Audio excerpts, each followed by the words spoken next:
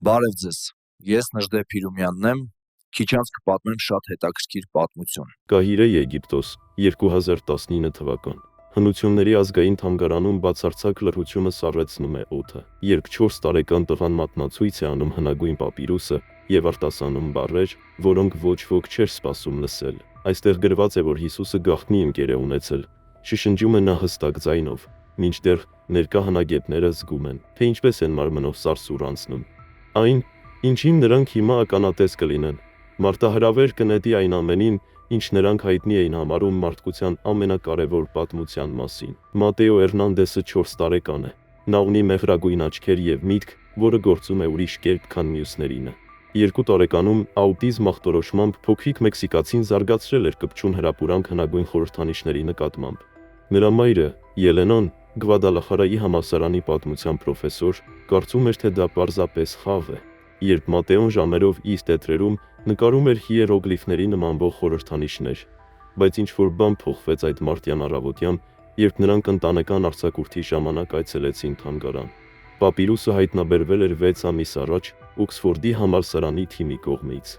Նա Քամադիի մոտակայքում գտնվող հպտիական վանքի ավերակներում եւ թվագրվում էր Քրիստոսից հետո մոտավորապես 380 թվականով։ Փաստաթուղթը մնացել էր չթարգմանված, քանի որ փորձագետները չէին կարողանում վերցանել հին արամեերենի, ղպտիերենի եւ անհայտ խորհրդանիշների տարօրինակ խառնուրդը։ Այն հանրության համար ցուցադրվել էր ընդամենը 2 շաբաթ առաջ, երբ Մատեոն մտավ հնագույն ձեռագրերի սրահ։ Ելենան պարզությամբ հիշում է այդ պահը, որը մինչ օրս ստիպում է նրան դողալ։ Մատեոն երբեք չէր խոսում անծանոթների հետ, հազիվ էր աչքի կոնտակտ հաստատում մարդկանց հետ։ Բայց երբ նա տեսավ ապակու հետևում գտնվող այդ պապիրուսը, վազեց դեպի այն, կարծես ճանաչեց հին ընկերոջը։ Տղան իր փոքրիկ ձեռքը սեղմեց ապակուն եւ սկսեց մրթմրթալ մի լեզվով, որը մայրը չէր հասկանում։ Անվտանգության աշխատակիցը մոտեցավ, խնդրելու նրանց հեռանալ, բայց այդ ժամանակ Մատեոնի իսպաներենով միանգամայն պարզ ասաց. «Կարող եմ սա կարդալ։ Այստեղ խոսվում է Եշուայի մասին, երբ նա երեխա էր, իմ նման»։ Դոկտոր Ռաշիդ Ալ-Մասրին, թանգարանի պապիրոլոգիայի բաժնի տնօրենը, լսեց իր արանցումը եւ մոտեցավ հետաքրքրասիրության եւ սկեպտիցիզմի խառնուրդով։ Նա իր կյանքի 30 տարիները նվիրել էր հնագույն ձեռագրերի ուսումնասիրությանը եւ գիտեր, որ անհնար է, որ փոքրիկ երեխան կարողանա վերցանել այն, ինչը մասնագետների ամբողջ թիմերին չէր հաջողվել։ Բայց Մատեոյի սևեռուն հայացքում ինչ-որ բան ստիպեց նրան կանգ առնել։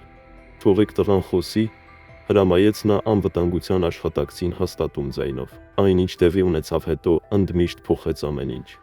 Դոկտոր Ալ-Մասրին ծնկի է իջնում Մատեոյի առջև, թեթևակի դողացող ձեռքերով, ուղղելով ակնոցը։ «Ինչ ես տեսնում այստեղ, փոքրիկ», հարցնում է նա մեղմորեն, մատնացույց անելով պապիրուսի կոնկրետ հատվածը, որտեղ խորհրդանիշները կարծես պարում էին թանգարանի դեղնավուն լույսի ներքո։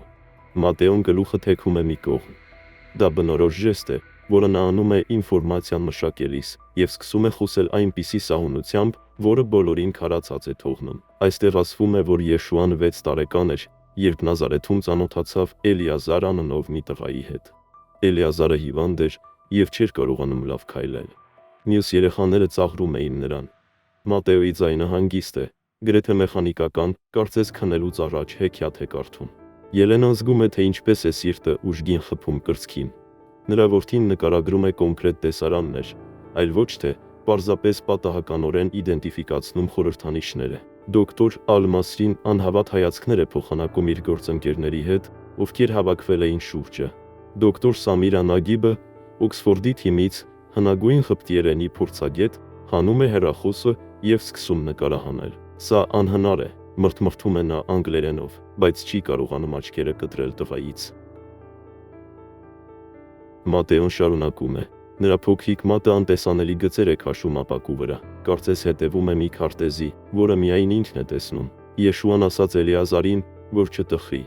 Նա ցույց տվեց նրան, թե ինչպես արվակի մոտ կավից թռչուններ պատրաստել։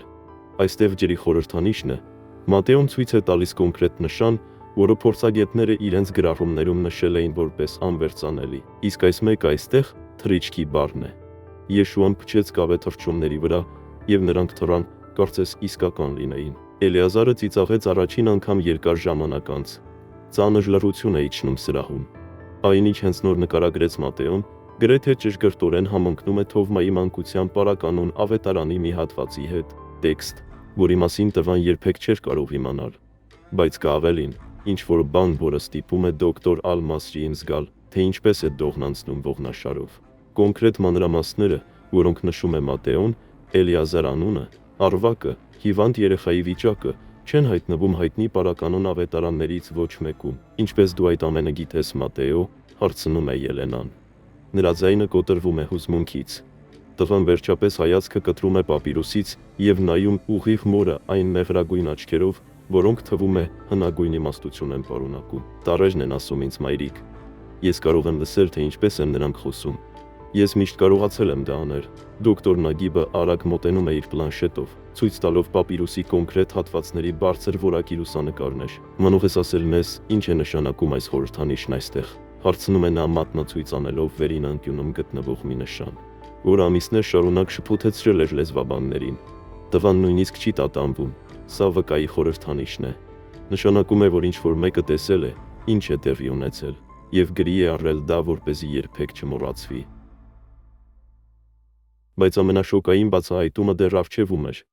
Դոկտոր Ալ-Մասրին որոշում է կայացնում, որը հակասում է թանգարանի բոլոր արձանագրություններին։ Նա հրամայում է պապիրուսը բերել մասնավոր հետազոտական սրահ, որտեղ Մատեոն կկարողանա ուսումնասիրել այն ավելի մոտիկից, առանց ապակի արգելքի։ Եթե այս տղան իսկապես կարող է կարդալ այն, ինչ մենք չենք կարողացել վերցանել 6 ամսվա ընթացքում, մենք պետք է փաստաթղթավորենք յուրաքանչյուր բառը։ Բացատրում է նա նյարդայնացած համադրողին, ով բողոքում է անվտանգության կանոնների պատճառով։ Ելենան արագ ստորագրում է թույլտվության ձևերը։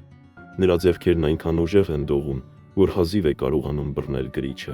20 րոպե անց, հատուկ լամպերով լուսավորված սրահում, որոնք պաշտպանում են հնագույն նյութերը, Մատեոն նստում է փափուկ սեղանի վրա փռված պապիրուսի առջև։ Փաստաթուղթն ունի մոտավորապես 42 սանտիմետր երկարություն եւ 28 սանտիմետր լայնություն, անհարթ եզրերով, որոնք ցույց են տալիս 15 դարերի ընթացքը։ Կան հատվածներ, որտեղ թանաքը գրեթե ամբողջությամբ գունաթափվել է, եւ այլ հատվածներ, որտեղ խորհրդանիշները մնում են զարմանալիորեն հստակ։ Կարծես գրվել են 3։ Մատեոն մեկնում է ձեռքը, բայց դոկտոր Նագիբը մեղմորեն կանգնեցնում է նրան։ Մենք չենք կարող դիպչել պապիրուսին ուղղակիորեն սիրելիս, բայց դու կարող ես նայել նրան որքան ուզում ես։ Տղան գլխով է անում եւ սկսում է հակվել փաստաթղթի վրա։ Նրա աչքերը շարժվում են ձախից աջ այնպիսի արագությամբ, որն անհնար է թվում իր տարիքի մարդու համար։ 3 լրիվ րոպե ոչ ոք չի համարձակվում շնչել։ Սրահում տեղադրված տեսախցիկները ֆիքսում են տեղի ունեցողի յուրաքանչյուր վայրկյանը։ Այնուհետև Մատեոն սկսում է խոսել, եւ այն, ինչ նա ասում է, ստիպում է Ելենային նստել։ Այս պապիրուսը գրվել է Թովի անունով մի մարդու կողմից։ Նա Էլիազարի ավագ եղբայրն էր, այն տղայի, ով չէր կարողանում լավ քայլել։ Թովին 16 տարեկան էր, երբ հանդիպեց Եշուային։ Ահա նրա անունը։ Ցույց է տալիս նա ներքևի աջ անկյունում գտնվող խորհրդանիշների խումբը, որոնք ոչ ոք չէր նույնականացրել որպես ստորագրություն։ Թովին գրել է սա 53 տարի անց այն բանից հետո, երբ Եշուան մահացավ։ Նա թաքցրել է սա, որովհետև վախենում էր, որ իրեն կսպանեն ճշմարտությունը պատմելու համար։ Դոկտոր Ալ-Մասրին հակվում է բլոկնոտի վրա, տենդագին գրի առնելով յուրաքանչյուր բառ։ Ինչ ճշմարտություն, Մատեո։ Ինչ էր դա, որ Թովին այդքան վախենում էր բացահայտել։ Տղան շարունակում է։ Նրա ձայնը մնում է այն միապաղաղ տոնի մեջ, որը բնորոշ է նրան խորը կենտրոնացած ժամանակ։ Թովին տեսել է բաներ, որոնք ուրիշ ոչ ոք չի տեսել։ Բաներ, որոնք անում էր Եշուան, երբ կարծում էր, թե մենակ է։ Բայց Թովին հետևում էր նրան գաղտնի, որովհետև ուզում էր հասկանալ, թե նա ինչպես բուժեց իր եղբորը, Էլիազարին։ Սրահը լցվում է էլեկտրական լարվածությամբ։ Դոկտոր Նագիբը դեմքը մոտեցնում է պապիրուսին, համեմատելով այն, ինչ ասում է Մատեոն, այն խորհրդանիշների հետ, որոնք նա մասամբ կարող է նույնականացնել։ Աստված իմ, շշնջում է նա արաբերեն։ Այստեղ կա մի բառ, որ իսկապես կարելի է թարգմանել որպես հետևել կամ դիտարկել։ Եվ այստեղ այս հաջորդականությունը կարող է լինել հատուկ կանոն։ Նա դառնում է դեպի դոկտոր Ալ-Մասրին լայն բացված աչքերով։ Այս տղան կարդում է խորհրդանիշներ, որոնք մենք նշել էինք որպես դեկորատիվ կամ վնասված։ Ինչպես է դա հնարավոր։ Մատեոն հայացքը բարձրացնում է պապիրուսից եւ արտասանում մի նախադասություն, որը կմնա բոլոր ներկաների հիշողության մեջ։ Թովին գրել է, որ Եշուան պատմել է նրան մի գաղտնիք։ Նա ասել է, թե որտեղ գտնել ինչ-որ շատ կարևոր բան, եւ այդ ինչ-որ բանը դեռ այնտեղ է, սպասելով։ Հաջորդ 4 ժամվա ընթացքում Մատեոն թարգմանում է պապիրուսը հատված առ հատված։ Մինչդեռ 12 մասնագետներից բաղկացած թիմը ստուգում է յուրաքանչյուր բառ հնագույն լեզուների տվյալների բազաներում։ Այնինչ նրանք հայտնաբերում են, կտրում է նրանց շունչը։ Տղան ոչ միայն ճիշտ է նույնականացնում հին արամեերենի եւ խպտիերենի խորհրդանիշները, այլև վերծանում է գրային երրորդ համակարգը, որը նախկինում ոչ ոք չէր տեսել, խորհրդանիշների խառնուրդ, որը թվում է թե Թովիի կողմից ստեղծված մասնավոր ծածկագիր է։ Ելենան դիտում է իր որդուն հպարտության եւ սարսափի խառնուրդով։ Մատեոն հոգնածության նշաններ ցույց չի տալիս։ Ընդհակառակը, նա ավելի կենտրոնացած է թվում, քան երբևէ։ Կարծես վերջապես գտել է այն նպատակը, որի համար ստեղծվել էր նրա արտասովոր միտքը։ Այստեղ Թովին նկարագրում է այն օրը, երբ նա հետևեց Եշուային մինչև Նազարեթի մոտակայքում գտնվող բլուրների քարանձավը։ Շարունակում է տղան, մատնացույց անելով մի հատված, որտեղ խորհրդանիշները դառնում են ավելի փոքր եւ խիտ։ Դա գաղտնի տեղ էր, ուր Եշուան գնում էր աղոթելու, երբ ոչ ոք չէր տեսնում։ Դոկտոր Ալ-Մասրին ուշադրությամբ հակվում է։ Քարանձավ, պապիրուսը նշում է որևէ կոնկրետ տեղորոշում։ Մատեոն դանդաղ գլխով է անում եւ սկսում է նկարագրել մանրամասները մի ճշգրտությամբ, որն անհնար է թվում։ Թովին գրել է, որ քարանձավը գտնվում էր 2400 քայլ դեպի հյուսիս Նազարեթի գլխավոր ջրհորից։ Պետք էր բարձրանալ սպիտակ քարերով ճանապարհով, մինչև կգտնեիր 3 ձիթենիներ, որոնք եռանկյունի էին կազմում։ Քարանձավի մուտքը թաքնված էր սրտաձև մեծ ժայռի հետևում։ Սրահը պայթում է անհավատ շշուկներով։ Դոկտոր Նագիբը արագ բացում է նոութբուքը եւ սկսում փնտրել հին Նազարեթի հնագիտական քարտեզները։ Սա անհավանականորեն կոնկրետ է, ասում է նա, մինչ մատները թռչում են ստեղնաշարի վրայով։ Եթե այս ցուցումները իրական են, մենք կարող ենք խոսել մի վայրի մասին, որը երբեք հնագիտորեն չի ուսումնասիրվել։ Դոկտոր Ալ-Մասին շարժում է գլուխը, փորձելով մշակել անհնարինը։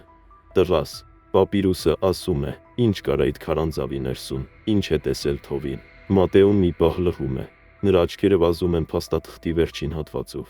Երբ նա վերջապես խոսում է, նրա ձայնը հնչում է այլ կերպ, ավելի խորը։ Գրեթե այնպես, կարծես դա ամբողջությամբ իր ձայնը չէ։ Թովին մտավ քարանձավ առանց Եշուայի գիտության։ Ներսում պատերի վրա նշաններ կային, նկարներ, բառեր մի լեզվով, որը Թովին չէր կարողանում հասկանալ, բայց կար ևս ինչ-որ բան, որ Եշուան թողել էր այնտեղ։ Տղան դադար է տալիս, որը թվում է հավերժություն։ Մի առարկա, փաթաթված կտորի մեջ։ Թովին չհամարձակվեց դիպչել դրան, որովհետև զգաց, որ չպետք է։ Բայց նա գրի առավ ճշգրիտ, թե որտեղ էր դա։ Հարթ քարի տակ, քարանձավի խորքում, մուտքից 7 քայլ հեռավորության վրա։ Ելենան զգում է, թե ինչպես են արցունքները գլորվում այտերով, եւ նա չի կարողանում դրանք կառավարել։ Նրա 4 տարեկան որդին հենց նոր տրամադրեց ճշգրիտ կոորդինատներ հնագիտական վայրի համար, որը կարող էր փոխել կրոնական պատմության ընկալումը, բայց այն, ինչ հաջորդում է, ել ավելի տագնապալի է։ Մատեոն մատնացույց է անում պապիրուսի վերջին խորհրդանիշները, որոնք գրեթե անտեսանելի էին ներքևի եզրին։ Թովին գրել է մի նախազգուշացում, ասաց նա, միայն նա, ով կարող է կարդալ նրա բառերը, չսովորելով կարդալ դրանք, արժանի կլինի գտնել այն, ինչ թաքցրել է Եշուան։ Տղան հայացքը բարձրացնում է դեպի դոկտոր Ալ-Մասրին այնպիսի ինտենսիվությամբ, որը ստիպում է ծեր հնագետին դող զգալ։ Ես կարծում եմ, որ Թովին գրել է սա ինձ համար։ Լուրը տարածվում է անկառավարելի հրդեհի պես։ 24 ժամից պակաս ժամանակում մեքսիկացի տղայի պատմությունը, ով վերծանել է հնագույն պապիրուսը, հայտնվում է ամբողջ աշխարհի թերթերի վերնագրերում՝ CNN, BBC, Al Jazeera։ Բոլորը ուզում են հարցազրույց վերցնել Մատեոյից։ Հյուրանոցը, որտեղ մնացել էր Էրնանդեսների ընտանիքը, վերածվում է մեդիա կրկեսի, մուտքի մոտ ճամբար դրած լրագրողներով, յուրաքանչյուր պատուհանին ուղղված տեսախցիկներով եւ շենքի վրայով թռչող ուղղաթիռներով։ Ելենան կայացնում է իր կյանքի ամենադժվար որոշումը։ Նա անջատում է բջջային հեռախոսը, 237-րդ զանգը ստանալուց հետո ամուր գրկում Մատեոյին եւ շշնջում նրա ականջին։ Մենք կգտնենք այդ քարանձավը, իմ սեր, մենք կավարտենք այն, ինչ սկսել է Թովին։ Նրա ամուսինը Ռոբերտոն, շինարար ինժեներ, ով Մեքսիկայից թռավ կատարվածի մասին իմանալուց ընդամենը 12 ժամ անց, նայում է նրան հպարտության եւ անհանգստության խառնուրդով։ Դու վստահ ես սրանում։ Մենք չգիտենք, թե ինչ կգտնենք այնտեղ։ Մենք չգիտենք, արդյոք դա անվտանգ է Մատեոյի համար։ բայց Ելենան արդեն որոշում էր կայացրել։ Տարիներ շարունակ նա տեսել էր, թե ինչպես է աշխարհը չհասկանում իր որդուն, ինչպես են ուսուցիչները եւ բժիշկները նրան պիտակավորում որպես սահմանափակ կամ ուրիշ։ Այժմ առաջին անգամ Մատեոն հնարավորություն ունի ապացուցելու, որ իր արտասովոր միտքը գոյություն ունի ինչ-որ պատճառով։ Մեր որդին ընտրվել է սրա համար, Ռոբերտո։ Ես չգիտեմ, ում կողմից կամ ինչու, բայց ես չեմ կարող անտեսել այն, ինչ տեղի է ունենում։ Դոկտոր Ալ-Մասրին կազմակերպում է արտակարգ հնագիտական արշավախումբ, համագործակցելով Երուսաղեմի հրեական համալսարանի եւ Իսրայելի հնությունների դեպարտամենտի հետ։ Ձևավորվում է 15 փորձագետներից բաղկացած թիմ, որոնք կմեկնեն Նազարեթ, փնտրելու պապիրուսում նկարագրված քարանձավը։ Դոկտոր Նագիբը պնդում է, որ Մատեոն պետք է ուղեկցի նրանց։ Առանց տղայի մենք ոչ մի երաշխիք չունենք, որ ճիշտ կմեկնաբանենք կոորդինատները։ Նա այս ամենի բանալին է։ 3 օր անց խումբը ժամանում է Նազարեթ, այրող արևի տակ, որը ստիպում է օդին դողալ չորային բլուրների վրա։ Ժամանակակից քաղաքը տարածվել էր հնագույն գյուղի ավերակների վրա, որտեղ, ըստ ավետարանների, մեծացել է Հիսուսը։ Թիմը նախ ուղղվում է դեպի Ավետման եկեղեցի, որտեղ, ըստ ավանդույթի, Գաբրիել հրեշտակը հայտնվել է Մարիամին։ Այնտեղից նրանք պետք է հաշվարկեն 2400 քայլ դեպի հյուսիս, ինչը նկարագրել էր Թովին ավելի քան 16 դար առաջ։ Մատեոն գնում է բռնելով մոր ձեռքը, ուշադրություն չդարձնելով մեդիա քաոսին, որը նրանք թողել էին ետևում, Կահիրեում։ Նրա գլխին կապույտ գլխարկ է, արևից պաշտպանվելու համար, եւ նրա փոքրիկ կոշիկները փոշու ամպեր են բարձրացնում յուրաքանչյուր քայլի հետ։ Երբ նրանք հասնում են հնագույն կոորդինատներով հաշվարկված կետին, լանդշաֆտը առաջին հայացքից ոչինչ ցույց չի տալիս, բացի ժայռերից, չոր թփերից եւ անապատի ծանր լռությունից։ Բայց հետո Մատեոն բաց է թողնում Ելենայի ձեռքը եւ սկսում է քայլել դեպի արևելք, կարծես ինչ-որ բան կանչում է նրան։ Ծառերը պարզապես ասում են նա մատնացույց անելով մի գոտի, որտեղ իսկապես կարելի է տեսնել 3 հնագույն ձիթենիներ, որոնք ծռմռված են դարերից եւ կազմում են գրեթե կատարյալ եռանկյունի։ Դոկտոր Ալ-Մասրին զգում է, թե ինչպես են մարմնով մրջյուններ անցնում։ Աստված իմ, պապիրուսը ճիշտ էր։ Թիմը շտապում է հետևել տղային, մինչ նա վճռականորեն առաջ է շարժվում դեպի ծառերը, առաջնորդվելով մի գիտելիքով, որը ոչ ոք չի կարող բացատրել, եւ այնտեղ նրանք տեսնում են դա։ Հսկայական սրտաձև մի քար, մասամբ ծածկված ավազով եւ բուսականությամբ, ճիշտ այնպես, ինչպես նկարագրել էր Թովին 16 դար առաջ։ Թիմը աշխատում է 3 ժամ, որպեսզի տեղաշարժի սրտաձև քարը։ Այն կշռում է մոտավորապես 800 կիլոգրամ եւ պահանջում է բլոկների եւ հատուկ պարանների օգտագործում։ Երբ նրանց վերջապես հաջողվում է շարժել այն, դրա հետևում բացվում է մութ անցք, որը հազիվ բավականաչափ լայն է, որպեսզի մեծահասակ մարդը կարողանա անցնել կրացած։ Օդը, որը դուրս է գալիս քարանձավից, սառն է եւ բուրում է հնագույն հողով։ Դարերի բացարձակ լռությամբ դոկտոր Ալ-Մասրին միացնում է հզոր լապտերը եւ լուսավորում ներքին տարածքը։ Բնական կրաքարից պատեր, որոնք հղկվել են ժամանակից եւ խոնավությունից։ Մինչ լույսը թափանցում է ավելի խորը, բոլորը տեսնում են մի բան, որը ստիպում է նրանց պահել շունչը։ Փորագրություններ, հարյուրավոր խորհրդանիշներ, որոնք փորագրված են քարանձավի պատերին։ Որոշներն այնքան փոքր են, որ թվում է, թե դրանք արվել են անհավանական ճշգրտության գործիքով։ Սա անհնար է, մրթմրթում է դոկտոր Նագիբը։ Նրա ձայնը դողում է հուզմունքից։ Այս փորագրությունները կարծես ունեն նույն հնությունը, ինչ պապիրուսը, գուցե նույնիսկ ավելի մեծ։ Մատեոն ազատվում է Ելենայի ձեռքից եւ մի քայլ է անում դեպի քարանձավի մուտքը։ Ես պետք է մտնեմ, ասում է նա այն հանգիստ ձայնով, որը բնորոշում էր ամբողջ այս փորձառությունը։ Ելենան նայում է Ռոբերտոին ակնհայտ խոճապով աչքերում, բայց դոկտոր Ալ-Մասրին ծնկի է իջնում տղայի առջև։ Դու վստահ ես, Մատեո, այնտեղ ներսում շատ մութ է։ Տղան գլխով է անում առանց տատանվելու։ Բառերը կանչում են ինձ։ Ես կարող եմ լսել նրանց այստեղից։ Այն բանից հետո, երբ Մատեոին հագցնում են ճակատային լապտերով սաղավարտ եւ պարաններին միացված անվտանգության գոտի, թիմը թույլ է տալիս տղային մտնել առաջինը։ Նրան հետևում են դոկտոր Ալ-Մասրին, Ելենան եւ եւս 2 հնագետներ։ Քարանձավի ներքին տարածքը ավելի ընդարձակ է, քան թվում էր դրսից, առաստաղով, որը հասնում է գրեթե 3 մետրի ամենաբարձր կետում։ Հատակը ծածկված է տրորված հողի եւ մանր քարերի շերտով։ Մատեոն անում է ուղիղ 7 քայլ մուտքից, ճիշտ ինչպես նշում էր պապիրուսը, եւ կանգնում է հատակին ամրացված հարթ քարի առջև։ Այստեղը պարզապես ասում է նա, մատնացույց անելով ներքև։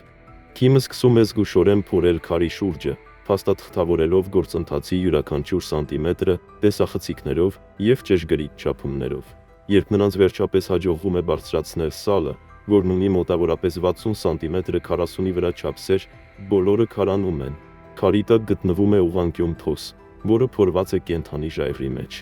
Իսկ այդ փոսի ներսում, պաշտպանված գրեթե 2000 տարվա խավարով, ընկած է մի առարկա, փաթաթված նրանում, ինչը ժամանակին եղել է վուշե կտոր, այժմ գրեթե ամբողջությամբ քայքայված։ Դոկտոր Նագիբը ձեռնոցներով, ձեռքերով, որոնք նկատելիորեն դողում են, ծայրահեղ զգուշությամբ բարձրացնում է փաթեթը։ Այն կշռում է հազիվ մի քանի գրամ։ Երբ նա սկսում է բացել այն լապտերների լույսի տակ, լռությունը քարանձավում դառնում է այնքան խիտ, որ թվում է կարծր է։ Այն, ինչ հայտնվում է հնագույն կտորի միջից, մագաղաթյա փոքրիկ գալար է, անհավանականորեն լավ պահպանված, շնորհիվ քարանձավի չոր և կայուն պայմանների։ Բայց այն, ինչ ստիպում է Ելենային ձեռքերը սեղմել բերանին, գրությունն է գալարի արտաքին կողմում, գրված հին արամերենի խորհրդանիշներով, որոնք նույնիսկ նա կարող է ճանաչել։ Մեկ բառ, որը նշանակում է վկայություն։ Մատեոն մեկնում է ձեռքը դեպի մագաղաթը։ Ես պետք է կարդամ այն, ասում է նա մի հրատապությամբ, որը երբեք նախկինում չէր դրսևորել։ Ես պետք է կարդամ այն, ինչ գրել է նա։ Մագաղաթը անմիջապես տեղափոխում են Երուսաղեմի հրեական համալսարանի կոնսերվացիայի լաբորատորիա։ 2 լրիվ օրվա ընթացքում պահպանման մասնագետները աշխատում են փաստաթղթի կայունացման վրա, նախքան հնարավոր կլինի այն ամբողջությամբ բացել։ Ռադիոածխածնային թվագրման թեստերը տալիս են արդյունքներ, որոնք ցնցում են բիբլիական հնագիտության հիմքերը։ Մագաղաթը թվագրվում է մեր թվարկության 33 թվականով, ընդամենը 5 տարվա սխալամքով, ճիշտ այն ժամանակաշրջանով, երբ Հիսուսը, ըստ պատմական գրառումների, պետք է մահացած լիներ։ Մատեոն չի կարողանում լավ քնել այն պահից, երբ նրանք լքեցին քարանձավը։ Ելենան գտնում է նրան ամեն գիշեր հյուրանոցի մահճակալին նստած, իր տետրում խորհրդանիշներ նկարելիս այնպիսի ինտենսիվությամբ, որը նրան վախեցնում է։ Բառերը չեն դադարում խոսել ինձ հետ։ Մայրիկ, ասում է նա այն մեղրագույն աչքերով, որոնք այժմ, թվում է, գրում են 4 տարեկան երեխայի համար չափազանց մեծ բեռ։ Եշուան տխուր է։ Նա ուզում է, որ մարդիկ իմանան ճշմարտությունը։ Երբ վերջապես մագաղաթը բացում են առավելագույն անվտանգության սրահում, ամբողջ թիմը հավաքվում է հատուկ նախագծված ապակե սեղանի շուրջ։ Փաստաթուղթն ունի 92 սանտիմետր երկարություն և 24 սանտիմետր լայնություն։ Թանաքը, զարմանալիորեն սև և ընթեռնելի, ծածկում է մագաղաթի երկու կողմերը։ Այն գրված է հին արամեերենով, բայց ընդմիջվում են նույն տարօրինակ խորհրդանիշներով, որոնք հայտնվել էին Թովիի պապիրուսում և քարանձավի պատերին։ Դոկտոր Ալմասին թույլ է տալիս Մատեոյին մոտենալ, և տղան սկսում է կարդալ բարձրաձայն առանց տատանվելու։ Այն, ինչ նա ասում է, ստիպում է մի քանի ներկաների բնազդաբար խաչակնքվել։ Ես Եշուաս, Հովսեփի որդիս, գրում եմ այս բառերը իմ կյանքի 30-րդ տարում, երբ գիտեմ, որ իմ ժամանակը այս աշխարհում կարճանում է։ Ես տեսել եմ այն, ինչ գալիս է, և չեմ կարող փոխել դա, բայց կարող եմ թողնել վկայություն այն մասին, թե ով եմ ես իրականում և ինչու եմ եկել։ Թարգմանությունը շարունակվում է ժամերով։ Մատեոն կարդում է հատվածներ, որոնք նկարագրում են Հիսուսի մանկությունը մանրամասներով, որոնք երբեք նախկինում փաստաթղթավորված չեն եղել։ Նա խոսում է իր շփոթմունքի մասին, իր ունակությունները հայտնաբերելիս ուրիշ լինելու վախի մասին, այն գիշերների մասին, որ անցկացրել է այդ քարանձավում, փորձելով հասկանալ, թե ինչու նա կարող է անել բաներ, որոնք ուրիշները չեն կարող։ Բայց հենց մագաղաթի կոնկրետ մի հատված ճգնաժամ է առաջացնում թիմի կրոնական անդամների շրջանում։ Իմ երկրային հայր Հովսեփը սովորեցրեց ինձ, որ սերը ավելի կարևոր է օրենքից։ Կարդում է Մատեոն։ Նրա մանկական ձայնը կտրուկ հակադրվում է բառերի ծանրությանը։ Երբ ռաբիները հարցնում էին ինձ մեղքի և մաքրության մասին, ես տեսնում էի միայն վախ և վերահսկողություն։ Ճշմարտությունը, որը ես եկել եմ ուսուցանելու, պարզ էր։ Մենք բոլորս աստվածային ենք, մենք բոլորս կրում ենք նույն լույսը, ինչ ես։ Ես եկել եմ ոչ թե նրա համար, որ ինձ պաշտեն, այլ ցույց տալու ձեզ, թե ինչպես պաշտել այն աստվածայինը, որն արդեն գոյություն ունի ձեր յուրաքանչյուրի մեջ։ Ռաբբի Մոշե Գորշտեյնը, նախագծի կրոնական խորհրդատուն, կտրուկ վեր է կենում աթոռից։ Սա հերետիկոսություն է։ Այս փաստաթուղթը, եթե այն իրական է, հակասում է 2000 տարվա քրիստոնեական և հուդայական վարդապետությանը։ Բայց դոկտոր Նագիբը մատնացույց է անում մի վճռորոշ բան։ Կամ էլ այն բացահայտում է այն, ինչ այդ վարդապետությունը թաքցրել է 2000 տարվա ընթացքում։ Գիտական ապացույցները անհերքելի են։ Այս մագաղաթը վավերական է եւ գրվել է ճիշտ դարաշրջանում։ Մատեոն շարունակում է կարդալ, չնկատելով բանավեճերը, որոնք ծավալվում են իր շուրջը։ Նրա բառերը նկարագրում են ուսմունքներ, որոնք բաց են թողնվել պաշտոնական ավետարաններից, փիլիսոփայություններ Աստծո բնույթի մասին, որոնք ավելի նման են հնչում արևելյան միստիցիզմին, քան ավանդական քրիստոնեությանը։ Եվ հետո նա հասնում է մի հատվածի, որը փոխում է ամեն ինչ։ Ես թողել եմ 3 վկայություն, թաքնված, որպեսզի ապագա սերունդները գտնեն դրանք, երբ պատրաստ լինեն։ Առաջինը, այստեղ, այս քարանձավում, որտեղ ես սովորեցի աղոթել։ Երկրորդը ջրերի տակ, որտեղ ես մի անգամ քայլել եմ։ Երրորդը այն վայրում, որտեղ ես կարձակեմ վերջին շունչս։ Հայտնությունը այն մասին, որ գոյություն ունի ևս 2 վկայություն, գրված Հիսուսի կողմից, սանձազերծում է մրցավազք ժամանակի հետ։ Կրոնական կազմակերպությունները ամբողջ աշխարհից պահանջում են, որ մագաղաթը հայտարարվի կեղծիք եւ ոչնչացվի։ Վատիկանը ուղարկում է պաշտոնական ներկայացուցիչներ։ Մուսուլմանական եւ հուդայական առաջնորդները մտահոգություն են հայտնում, բայց դոկտոր Ալ-Մասին հրաժարվում է դադարեցնել հետազոտությունները։ Պատմական ճշմարտությունը չի կարող ճնշվել, որովհետև այն անհանգստացնում է կրոնական ինստիտուտներին, հայտարարում են ալարված մամուլի ասուլեսի ժամանակ, որը հեռարձակվում է ուղիղ եթերով 52 երկրներում։ Մատեոն օրերով ուսումնասիրում է մագաղաթը, փնտրելով բանալիներ երկրորդ վկայության գտնվելու վայրի համար։ Ջրերի տակ, որտեղ ես մի անգամ քայլել եմ, կրկնում են նորից ու նորից, քարտեզներ նկարելով իր տետրում։ Ելենան կպչուն կերպով հետազոտում է իր նոութբուքով, համադրելով բիբլիական հղումները աշխարհագրական տվյալների հետ, եւ հետո գտնում է դա Գալիլեյան ծովը, որը հայտնի է նաեւ որպես Տիբերիական լիճ, որտեղ ըստ ավետարանների Հիսուսը քայլել է ջրի վրայով։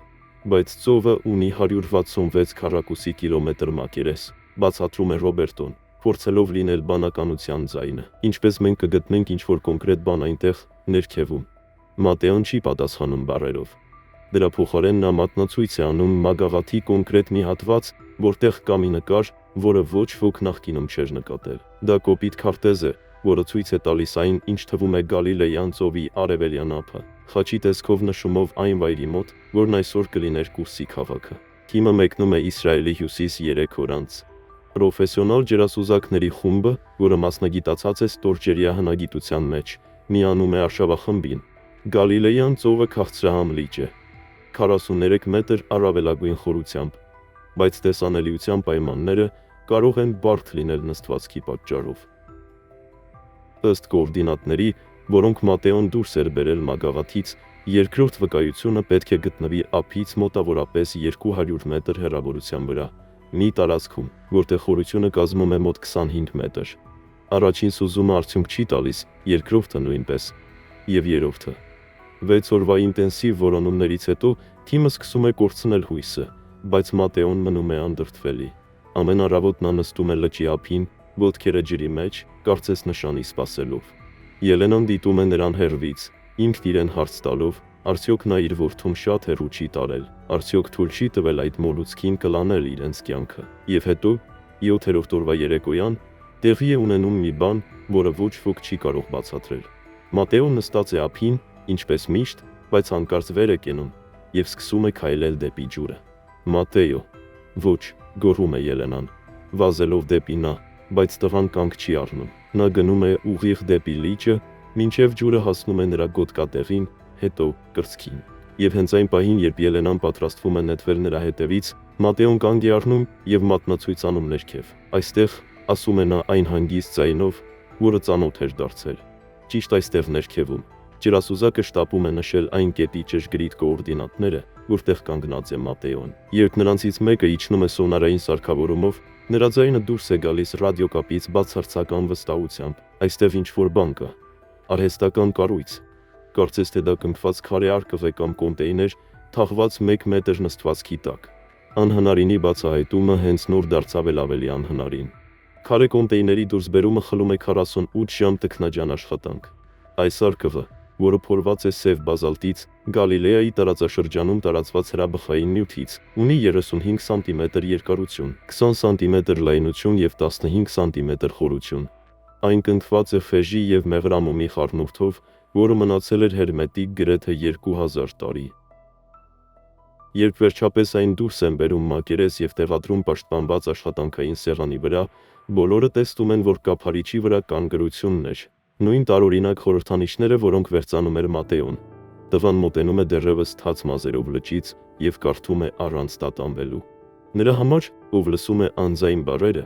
երկրորդ վկայությունը Եշուայի, Հովսեփի որդու, թողնված այն վայրում, որտեղ ես ցույց տվեցի, որ հավատքը կարող է հաղթել անհնարինին։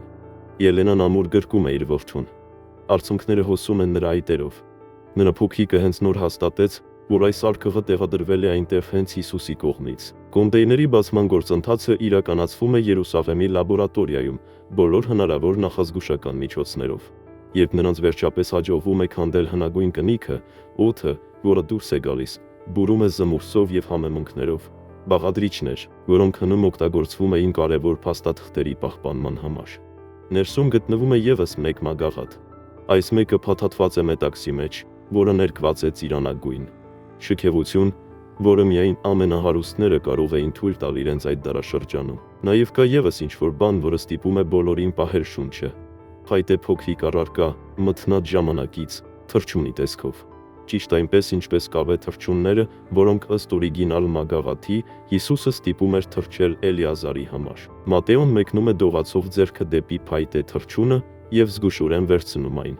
Այն պահին, երբ նրա մատները դիպչում են հնագույն մակերեսին, տղան փակում է աչքերը, և նրա մարմինը լարվում է։ Ես կարող եմ տեսնել նրան, շշնջում է նա հեռավոր ձայնով։ Ես տեսնում եմ, թե ինչպես է Եշուան փորագրում այս թռչունը։ Նա նստած է ծովի մոտ գիշերը, և նա լալիս է։